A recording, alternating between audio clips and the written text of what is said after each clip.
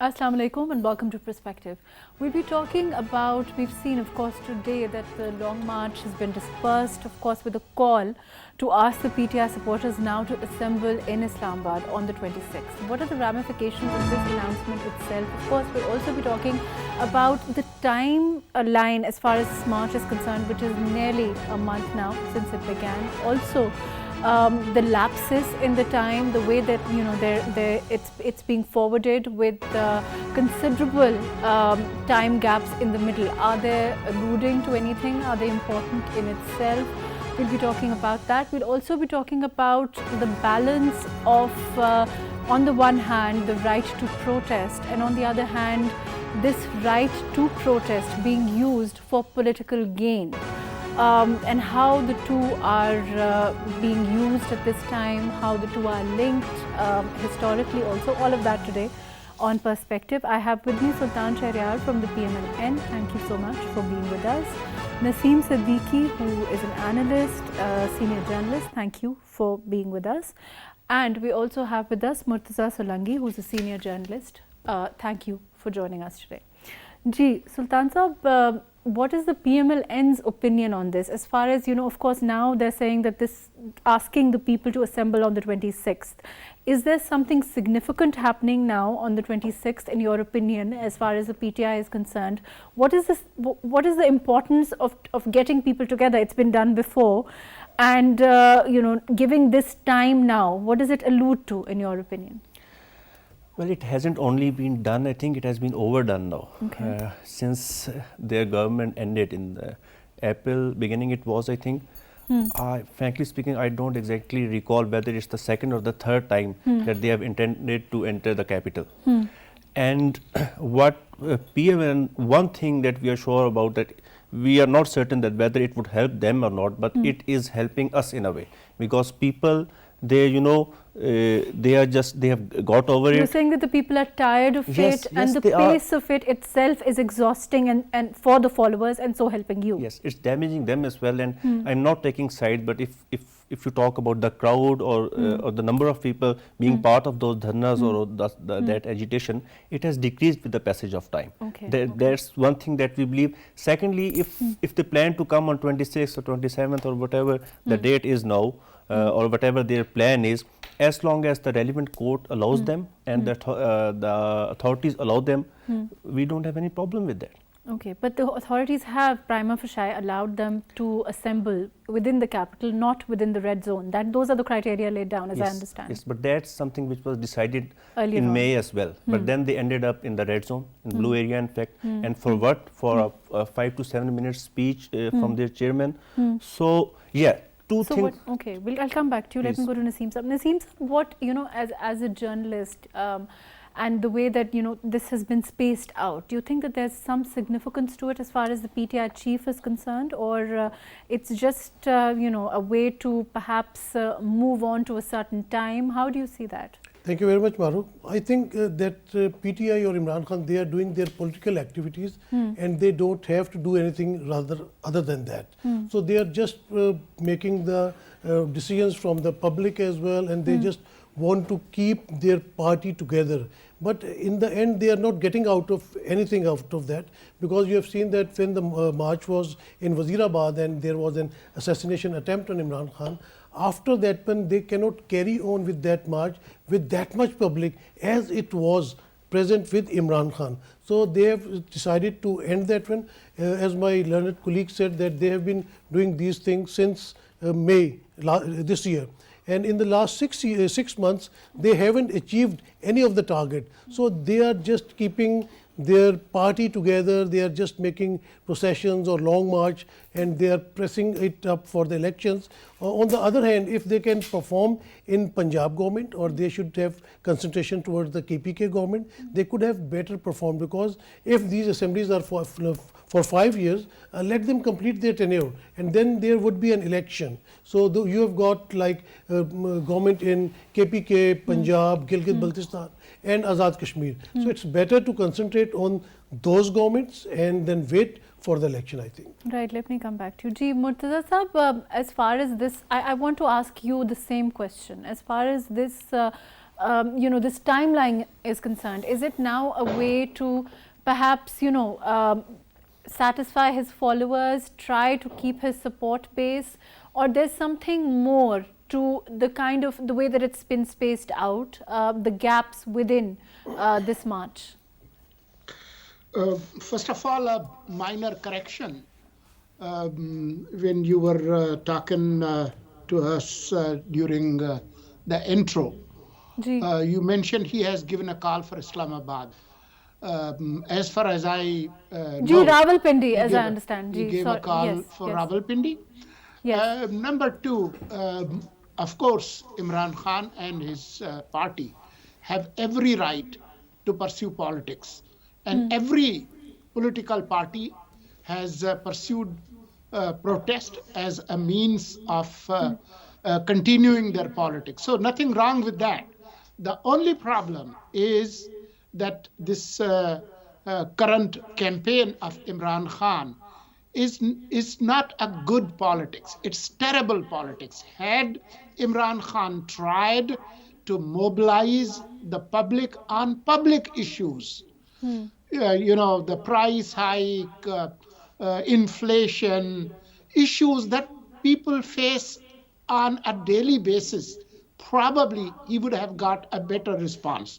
But he's not talking about those issues. He's not. That's why, besides the hardcore followers and people who are somehow ferried into his rallies, there is no huge mass participation from the get-go. The day he left Lahore, that's why he had to make many stops, because it was not really a march. These were just these were public meetings with little bit of entertainment, a kind of variety show where a charismatic leader comes and gives his speech and goes back home.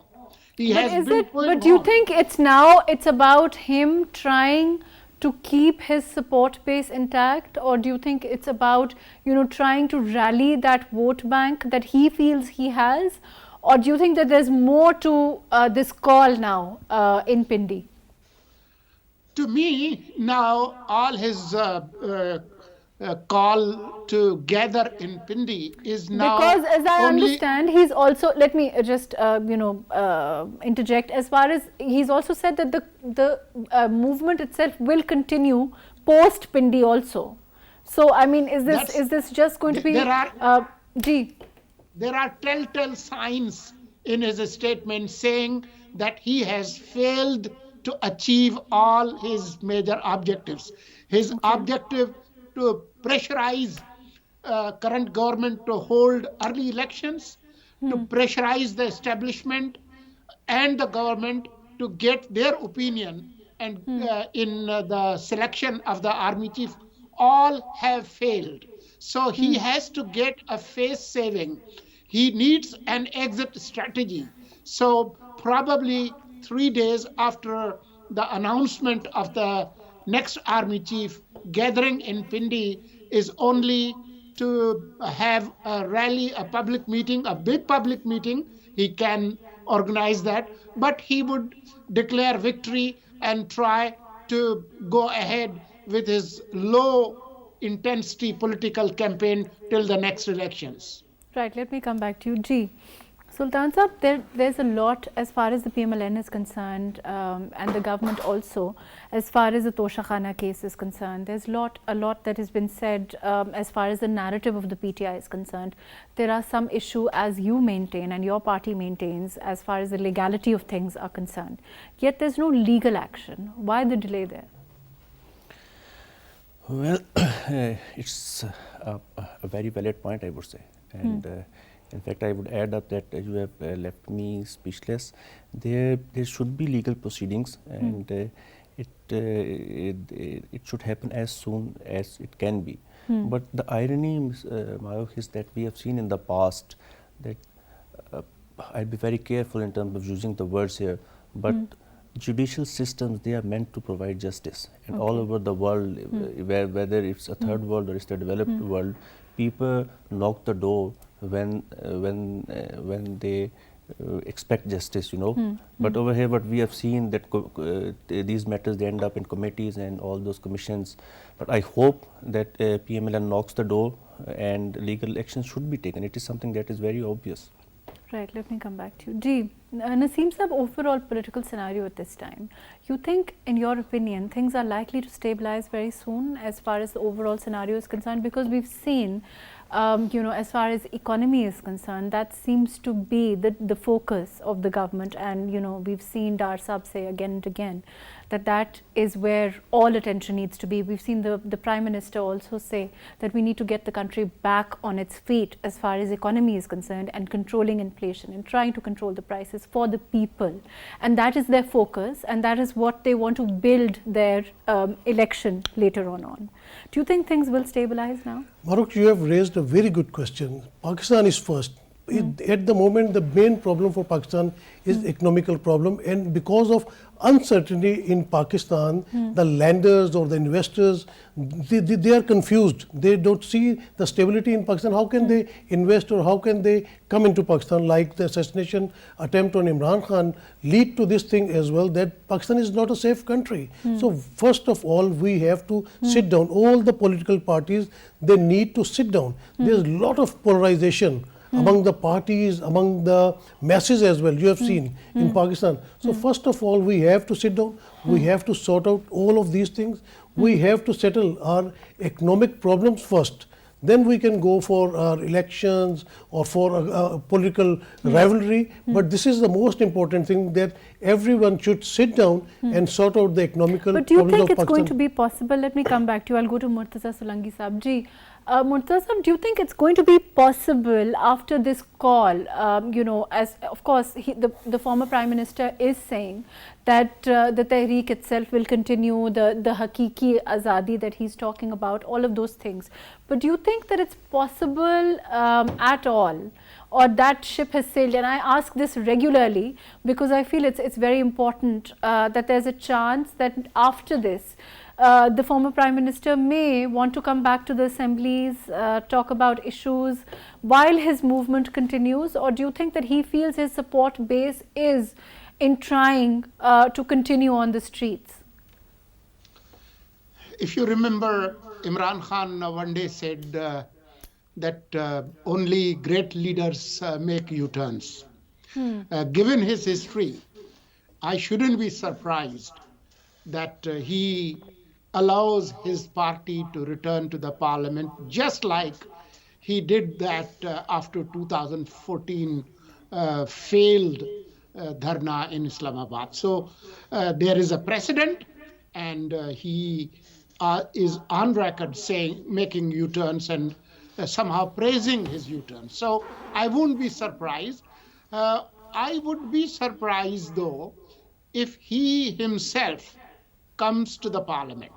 If you remember, during his opposition days, when he used to come to the parliament, even in those days, his presence was, his attendance was almost abysmal.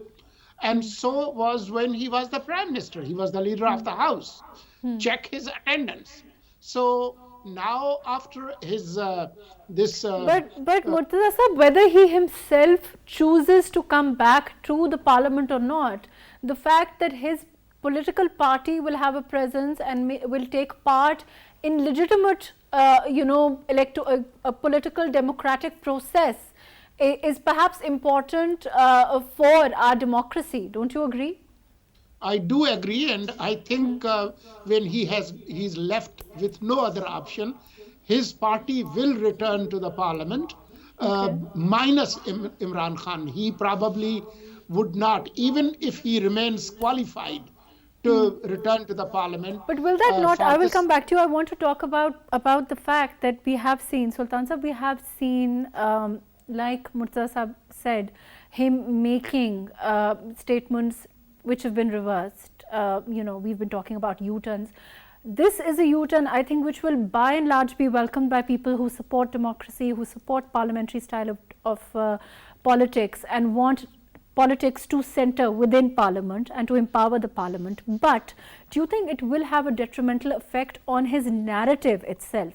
Because he's been saying that, you know, I don't agree with this Parliament, I don't agree with these people, I don't want to sit with them, I don't want to talk with them, I don't acknowledge their existence. But of course, he does acknowledge the existence of those in Punjab, he does acknowledge the existence of those in KP, but not in the center. Do you think it will give it that kind of, you know, it will have an effect on perhaps his support base, his people, his followers, his voters? If you talk about the followers, not only about PTI or any political party, I think they are intact. They would keep following their parties. The chunk that matters is the floating voter or the undecided vote bank, so to and I think people would welcome it.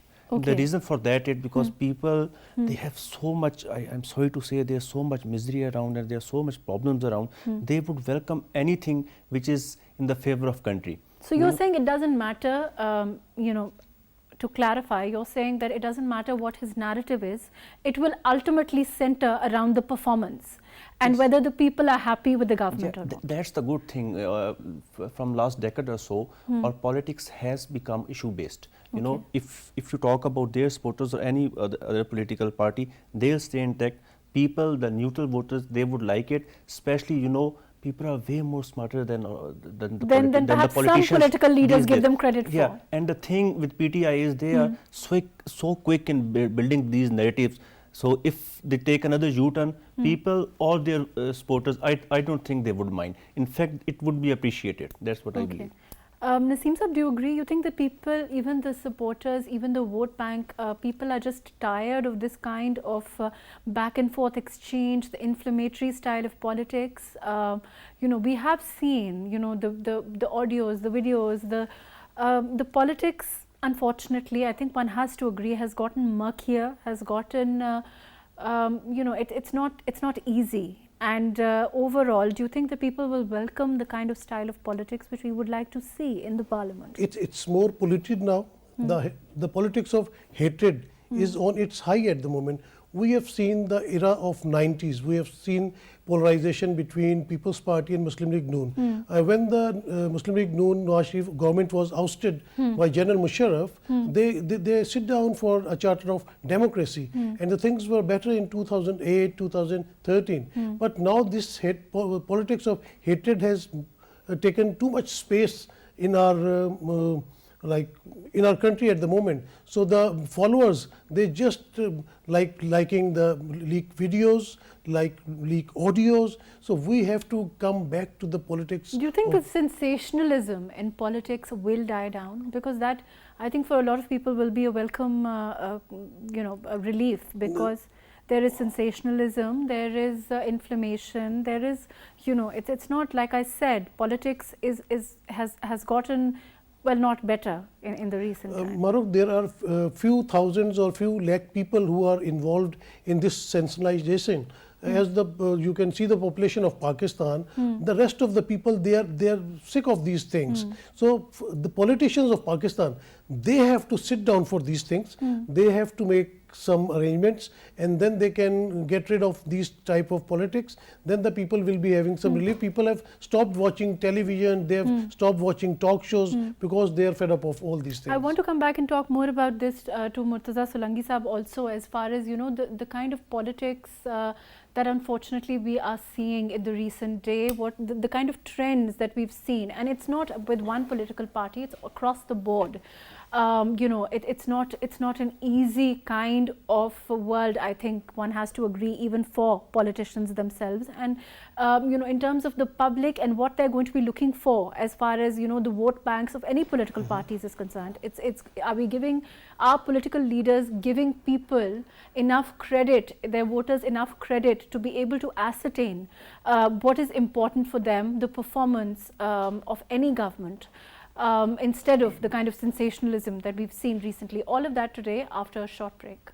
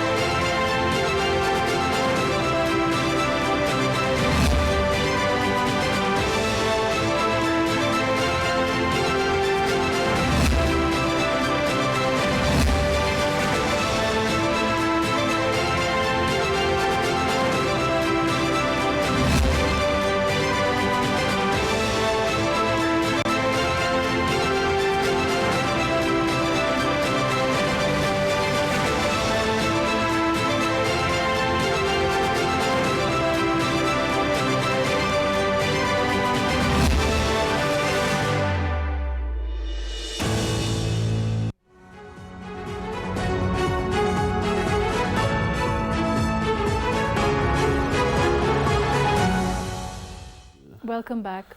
Ji, Muntaza Sahab, like I earlier said, in terms of the kind of what the voter is going to be looking for when they vote for the next elections, is it's going to be likely, in your opinion, do you agree, performance-based rather than, what we've seen recently, propaganda coming from any side, it would matter more on ground where and how the performances have been. Do you agree? Sadly, our politics has been trivialized in recent years. And because of the social media, all that profanity and abuse has been multiplied. It's the megaphone now. So I am quite depressed in my assessment. I would say that next elections would be very ugly. Instead of giving a blueprint for the real issues, for major reforms in media, economy, governance, local government, foreign policy, and other major issues, including climate change, which is an existential issue.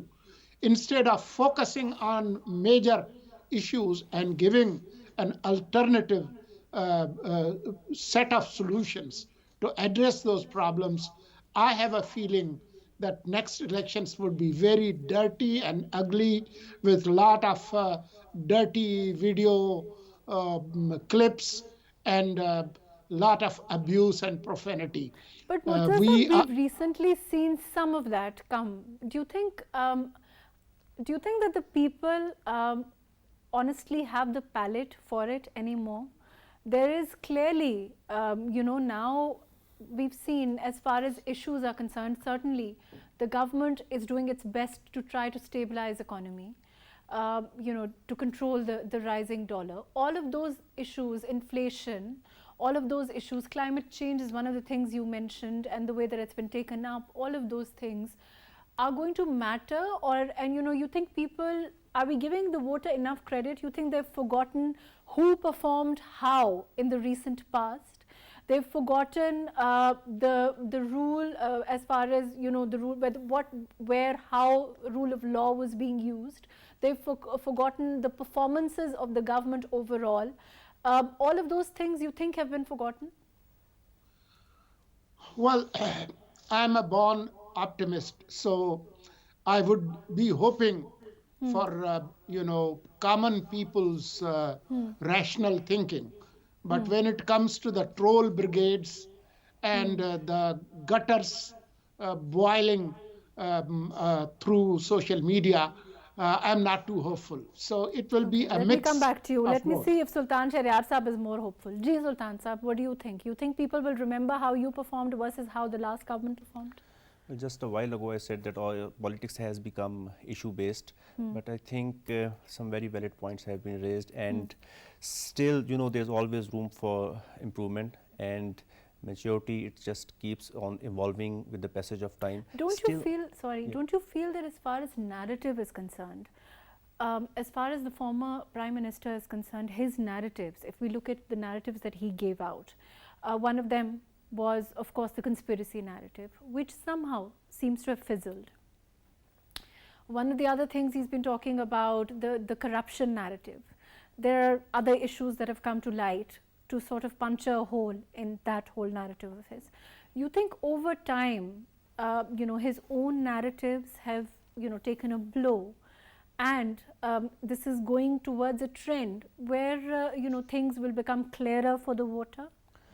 I hope they do, but still, I think there's a certain section of society that has been buying those narratives, and people seem to be believing it. There's a large section who seem to believe that. But as I earlier said, the time that the way they keep on changing the narrative so quickly. I mean, you wake up and then there's another narrative every other day. People don't know this is the talk of the town. I would say that people have started to discuss. I think this is enough, especially at the time when they know that the government is trying its level best to stabilize the economy and somehow to bring some sort of So you think stability. that that's where the root of your, that's what's going to be where Yes, what we'll be going. Our campaign will be totally, performance based. That's what we have been doing in the past, and we are pretty much hopeful that we have like an year or so left, and we are pretty much hopeful that we'll try to build a trend which would indicate stability and which would indicate betterment. That's what we believe. Naseem Saab, elections are likely to be held. I mean, the normal term of government is August 2023. Not a lot of time is left. The revelations that have come to light, like I said, the Tosha Khana being one of them, there have been other corruption scandals that have come to light. That's not new. Certainly the revelations are new, there's no denying that. But in terms of trying to stabilize situation, that's also not going to be an easy task. We've seen the government grappling with it, and this is a government which is comprised of different parties. We saw what Bilawal Bhutto Zardari Sahab also said today. What would you say is the effect of the statements that he came out? MAHRUKH, you have seen that there is only one politician we can see in the ground at the moment, that is Imran Khan. And this government is comprises of 13 parties. Which ground? The ground where he's making speeches, not the ground where he's performing. Political ground. Political ground. And this government comprises of 13 parties, which makes PDM. Right. So there is no other leader in the political ground at the moment to give answers to Imran Khan, whatever he is saying. So he is just leading a mob at the moment, but there is no leader. We can't see Zardari Sahab, where is Bilawal Bhutto Zardari, where is Maryam Nawaz or Shehbaz Sharif or other leaders. So they have to come back and they have to sort out things with the people of Pakistan who are looking at them to sort out their problems in the National Assembly. You have seen that the quorum is not complete whenever there is a assembly ijlas is going on. So they have to take all these things seriously. My learned colleague Murtaza Solanki has raised very good points, like for social media as well. But who is going to make rules for that one? PDM government is present at the moment. They should make laws for social media, as we have got laws of PAMRA for electronic media, then we have got laws for the print media. So who is going to bring the laws for this social media? Because at the moment this trolling or these all polarization is due to social media. So this is the duty of the government, I think, and they are serious about these things. So in near future we can say see that if they can bring some laws so that this problem is sorted out. Murtaza, bringing power back in the parliament, certainly we can talk about it, but I think Naseem Saab is raising a fair point when he says that it's all political parties, and even before there was, as far as the parliament is concerned, empowering the parliament is concerned, that is something that we need to now work on across the board for all political parties. It's not just confined to one particular political party, and the quorum issue has been an issue now for a while. Why do you think that there is overall, when there's going to be so much out of parliament, when there's going to be all the politics that is going to be centered outside parliament, and we're having pressers and we're having new announcements every day, instead of debating issues like, inflation and all those things within the parliament will of course lose its sanctity. Well, since this parliament is at the very fag end of its period, I'm not too hopeful that in next few months any major legislation can take place, which would be good as well, because when you are trying to make legislation in haste, you end up creating bad laws, just like the previous government tried PMDA, and you remember this amendment act on cyber regulations. So then you end up creating a bad law. What can be done is, since this corrosive and toxic narrative is destroying the social and moral fabric of the entire society, the political leaders must realize and make some kind of a moral code, some kind of agreement, including PTI, to put a leash on those troll brigades and bring civility into the politics. That would be a better option in this short span of time. Sultan Sahib, do you think there's a chance, there's likelihood of that happening? If the PTI chief, the former Prime Minister, agrees to sit with the government? Well, someone from PTI can tell about that, but as per my knowledge, there aren't any chances. Okay. And the plan that they have, they just plan to stick to the roads until the next elections. And it's not, I mean, something that is very secret or something like that. Their chairperson, he said it that we'll be on the roads until the elections.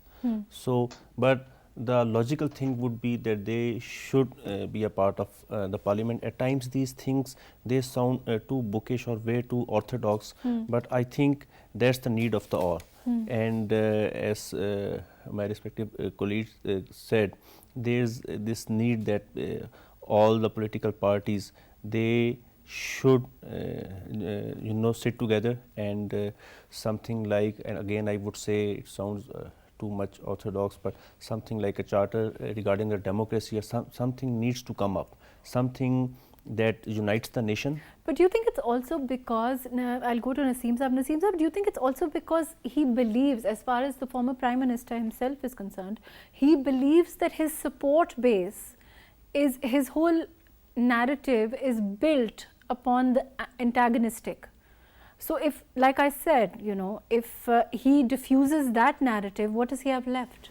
Because he certainly, I don't think he's going to go back and talk about his performance. Do you think he's going to do that? No, not at all. Because we haven't heard him do that. There wasn't any performance. But MAHRUKH, the important thing is rule of law. If you bring rule of law in this country, as you have seen that whatever Imran Khan was showing for the learned judges in his speeches, when he was bring to the court, then he went to the court for the apology. So if you can bring the rule of law in this country, like media trials for Tosha Khana or for the foreign funding, or like in PTI era, we were seeing a lot of media talks and press conferences from Shahzad Akbar. What is the end result? When you bring the rule of law, then people will know that who is right and who is wrong. So we have to sit down. All the pillars of this country, like judiciary, army, media, and the National Assembly, the parliamentarians, they have to sit down and they should have to think for the Pakistan, for the betterment of the Pakistan. Pakistan should be first for all of them. So once all of the pillars,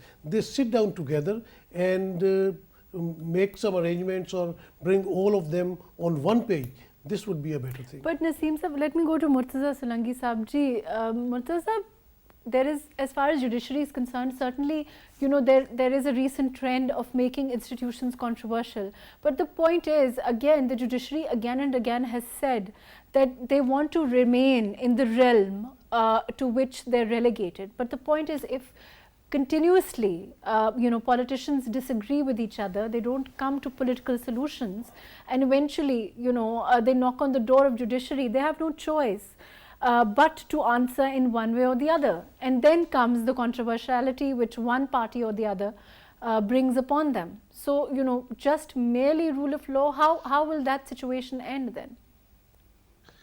Sadly, the role of our judiciary has not been at par. From Maulvi Tamizuddin case all the way to the recent judgments, there is a lot to be desired. So I would not, say that every decision that courts have made is sacred and holy. All those decisions have been implemented, but not. But why respected. But Murtaza Saab, why have they been put in that position in the first place? I mean, okay, we can criticize like you are saying, but the point is, if you go to them, if you don't agree with each other, and eventually we have seen there's a trend, even as far as appointments are concerned, even as far as certain very, very important decisions are concerned. We saw, with the vote of no confidence, all of those things, if every decision has to go to court, and political decisions also, and we've seen the courts have to intervene because the politicians refuse to agree with each other. They refuse to work, they have in the past, and correct me if I'm wrong, refuse to work in the interest of the country, and therefore the courts have had to intervene. When there is extreme polarization, then these warring forces have to fight their battle at all levels, including Right. courts. That's what has been in the past. That's Right. what's happening now, and it might happen in future as well. But if civility comes to politics, just like uh, Pakistan People's Do Party you and think, Murtaza PMLN. Sahab, do you think it's a stage? Do you think that we are going through a stage of, things going from bad to worse before they get better? Well, we have been running in circles. If you remember the 90s, Pakistan People's Party and PMLN used to use all those dirty tricks against each other. That was the entire decade. But then Right. they realized that this was not helping them, it was hurting them. So they came to an agreement, and that's why from 2008 to 2017 or 18, by and large, they followed that moral code. Now you have new kids on the block, PTI. They haven't seen the raw hand of the state and its coercive experiment. They are experiencing now. So let's hope for the best that they will too realize and come to an agreement. Right. Ji Sultan Sahab, as far as appointments are concerned, in terms of in the past we've seen, for things to go according to law, according to book, that is what the government has been saying throughout, and that is what the politics, according to we saw the statement that Bilawal Bhutto Zardari has made. Do you think that because of all those other factors, the situation is likely to improve sooner rather than later? Well, there's a ray of hope. I mean, well, when there will be a change post November, I would say, there are speculations that things will settle down. And Ms. MAHRUKH, and countries with enemies, they have strong militaries. And when there are strong militaries, they do have their stakes in the government. But the thing is that there should be lines, and the institutions should stay within the lines that have been drawn, and that's what we have been saying. People used to say that we have withdrawn from our narrative of vote ko izzato. It is still there, and that what was it all about, that each and every institution, they should stay within their own domain. But on the other hand, what our rival political party or the opposition, what they are demanding is that, I'm sorry to say, they again want an intervention, and an intervention which one way or the other suits them, especially at a time when we are facing a chaos. They shouldn't be having that stance, especially at a time when it is not helping them at all. Things are being dealt according to the book, and things are being dealt where they should be dealt. Anyone coming to the roads, or if someone thinks that anyone or a mob would come to road and it would have any sort of pressure on these kind of decisions, so I don't think that it would be a possibility for them. Naseem Sahab, there is the High Court has said, the Islamabad High Court recently said that there are reports that the former Prime Minister is still, he still needs to be careful as far as his safety is concerned. Overall, the way that the march is structured, again, I want to go back to that. At this time, like you said, the way the hype of it, the following of it is dying down. We saw the attack, but after the pursuant to the attack, things have overall settled. Do you agree? Yes, it has been, because they have to take care of, like Imran Khan has to take care of himself. If he is getting the threats, and he was saying that he was knowing as well, then their Senator Chaudhry Sahab, he said as well that he has got life threats, and then assassination attempt was taken on Imran Khan as well. So there's a lot of polarization at the moment. So he has to follow the rules, and Punjab government should take care of Imran Khan, because all of the long march and procession. Do you think that's why there is this, you know, of course the High Court has set guidelines as far as the march is concerned? We have to care about our institutions. If they are giving some instructions, one should follow, because you are the leaders. If you don't follow, then how can you expect from the masses that they will be following the instructions of the institutions? So they should not bring any enmity between the institutions. Let the institutions work like whatever they are working at the moment to bring the stability in Pakistan. Do you see, Murtaza Sahab, my last question, unfortunately we're running out of time, do you see the aggression of the former Prime Minister dying down? It's not sustainable, so it has to. He can't continue with this suicide mission approach in attacking the security establishment and the federal government in power that came through a constitutional process. It's not sustainable. People are not taking a bait. People are not mobilized to that great extent as they should have. So Imran himself is frustrated, I'm sure. It's what you can't continue has to be stopped. Right. Thank you so much for being with us, Sultan Shahryar Sahab. Thank you for joining us. Naseem Siddiqui Sahab, thank you for being with us. Murtaza Solanki Sahab, thank you for your time. Overall, as far as politics is concerned, maturity in politics is concerned, politics within the realm of Parliament is concerned, those things are, of course, something we've been talking about from time to time, and the fact that, of course, that would be a welcome change from the kind of politics we've seen, the aggressive style of politics, the politics outside the Parliament, quorum becoming an issue, the importance of Parliament receding over time, are things that should concern all politicians across the board. And the build-up of power should be within that house, within the House of Parliament, which we have not seen. Let's hope that we can go and work towards that kind of politics.